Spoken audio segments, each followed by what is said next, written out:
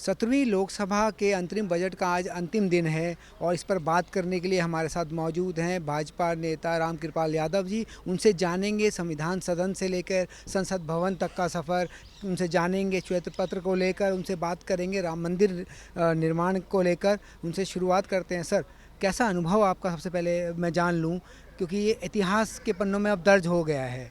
17वीं लोकसभा के वो क्षण जो संविधान सदन से लेके संसद भवन तक के बीते, ऐसी कौन सी यादें थी, कैसे अनुभव आपके रहे, उसको थोड़ा सा साझा कीजिए।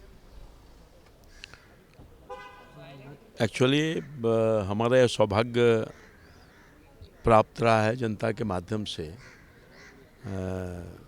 ये जो संविधान सभा, जिसको पुरानी लोकसभा के रूप में हम लोग जानते हैं, वहाँ से लेकर के राज्यसभा और फिर ये नए संसद भवन तक सफ़र किया हूँ। कुल मिलाकर के 5 बार लोकसभा और 1 बार राज्यसभा। मेरे बहुत ही खट्टे मीठे अनुभव हैं। बहुत लोगों के साथ काम करने का अवसर मिला है और बहुत सारे नेताओं के, जो वरिष्ठ नेता रहे हैं, उनका अनुभव भी हमें सीखने को प्राप्त मिला है। तो मैं समझता हूँ कि लंबा काल हो गया और आज तो 17वीं लोकसभा का अंतिम दिन, अंतिम सत्र में हम आज हैं और फिर अब आगे जनता के ऊपर निर्भर करता है कि फिर हम लोग आएंगे कि नहीं आएंगे, वो तो जनता है। और मुझे पूरा भरोसा है कि आदरणीय मोदी जी के नेतृत्व में जो काम हुआ है विगत 10 वर्षों में, निश्चित तौर पर उसका असर पूरे देश के ऊपर है और हमारे बिहार, हमारे पटना के जो पाटलिपुत्रा संसदीय क्षेत्र है उसमें भी है। तो निश्चित तौर पर जनता अपना आशीर्वाद देगी और पुनः हम लोग आएंगे, ये विश्वास और भरोसा मुझे है। सर, आपने बात की प्रधानमंत्री नरेंद्र मोदी की, तो सर आप ये देखिए, ये जो 17वीं लोकसभा का वो 17वीं सत्र है, ये ऐतिहासिक मायनों में ऐतिहासिक ही रहा है। राम मंदिर निर्माण की इसमें बात हो, ट्रिपल तलाक की बात हो, इसमें 370 धारा की बात हो, जो सालों से, सदियों से मुद्दा बने हुए थे। प्रधानमंत्री मोदी ने इनको एक ही समय में बहुत आसानी से जनता के साथ मिलके आराम से इसको पूरा किया।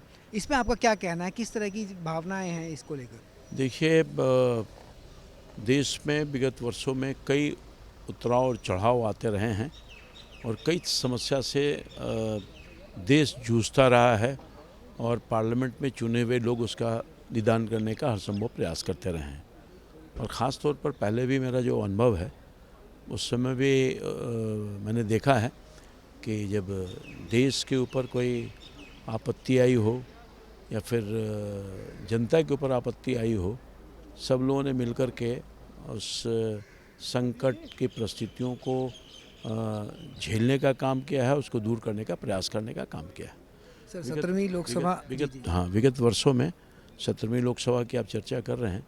विगत 10 सालों से माननीय प्रधानमंत्री जी, जो एक कहा जा सकता है आज के ज़माने में कि नए भारत के निर्माण की शुरुआत की है और नए युग की शुरुआत की है, तो यूँ कहा जाए कि युग पुरुष के रूप में स्थापित हो गए। इसमें कहीं दो मत नहीं है, कोई अतिशक्ति नहीं होगी कहने में। और आपने चर्चा किया कि बहुत दिनों से जहाँ राम मंदिर की लिए लोग 500 वर्षों से संघर्ष कर रहे थे, न जाने कितने पुस्तों ने अपने आप को खपा दिया, मगर ये सौभाग्य प्राप्त हुआ माननीय यशस्वी प्रधानमंत्री मोदी जी का, जिनके कर कमलों द्वारा रामलला का मूर्ति का वो लोकार्पण करने का सौभाग्य मिला और वर्षों से जो संघर्ष हुआ उसके प्रतिफल सकारात्मक रूप से मिलने का काम हुआ। और पूरा देश न जाने वर्षों से, आज़ादी के बाद, आज़ादी के पहले से ही जो संघर्षरत थे, मतलब बहुत लोगों ने बलिदान दिया था, उनके बलिदानी आज 22 तारीख को प्रधानमंत्री जी के कर कमलों द्वारा पूरा हुआ, उनका सपना पूरा हुआ और भाव विहोल हुआ पूरा देश। तो यही नहीं, जो 370-35A का जो मामला था, वो भी बहुत दिनों से देश के लोगों की तमन्ना थी, इच्छा थी, उनके भावनाओं के अनुरूप भी ये सौभाग्य प्राप्त हुआ माननीय प्रधानमंत्री जी को कि 370-35A को भी समाप्त कर करके और जम्मू और कश्मीर में एक नई किरण, नई आशा विकास का और तरक्की का देखने को मिल रहा है।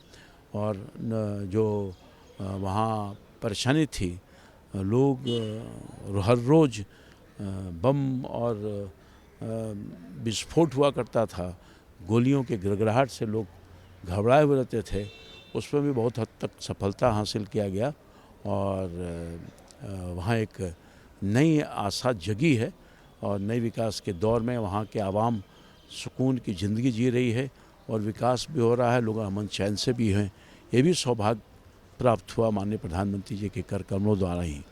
यही नहीं, 3 तलाक की बात जो बहुत बड़ा इशू था उसको भी सॉल्व इसी सरकार ने 17वीं लोकसभा के पहले वाली सरकार और अब दोनों सरकार, मोदी सरकार ने ही इसको भी करने का काम किया। अनेकों ऐसे काम हैं वर्षों से जिन लोगों ने सपना देखा था, हमारा घर हो, हमारे घर में बिजली हो, हमारे गांव में सड़कें जाए, हमारे नली गली का निर्माण हो, हर घर में पानी हो, भोजन की व्यवस्था हो, रोजी रोजगार की व्यवस्था हो, सब लोगों के तरफ, किसानों के खुशहाली हो, इन सब के तरफ भी माननीय मोदी जी ने अपने अथक प्रयास से लोगों के सपनों को साकार किया है और देश की अर्थव्यवस्था को भी मजबूती प्रदान करके, जहां हमारे 10 साल पहले हम जहां 10वें स्थान पर थे, 5वें स्थान में आए हैं और 30वें स्थान पे हमारी अर्थव्यवस्था जाए, उसके लिए प्रयास कर रही है सरकार।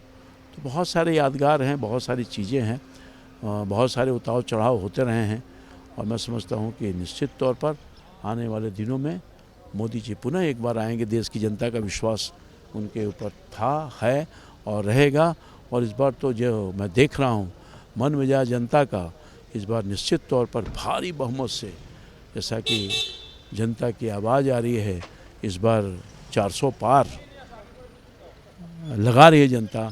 400 पार करके ही पुनः मोदी जी की सरकार बनेगी, भारतीय जनता पार्टी और एनडीए की सरकार बनेगी और जो विकसित भारत का सपना देखा है माननीय मोदी जी ने, जो संकल्प लिया है अगले 25 साल में एक नए भारत का उदय होगा और दुनिया का सबसे शक्तिशाली देश होगा। हमसे बात करने के लिए सर बहुत बहुत धन्यवाद। तो ये थे रामकृपाल यादव जी, जिन्होंने अपने अनुभव साझा किए, प्रधानमंत्री मोदी के नेतृत्व में किस तरह से सरकार काम कर रही है उसको बताया। संसद टीवी के लिए सुरेंद्र कुमार।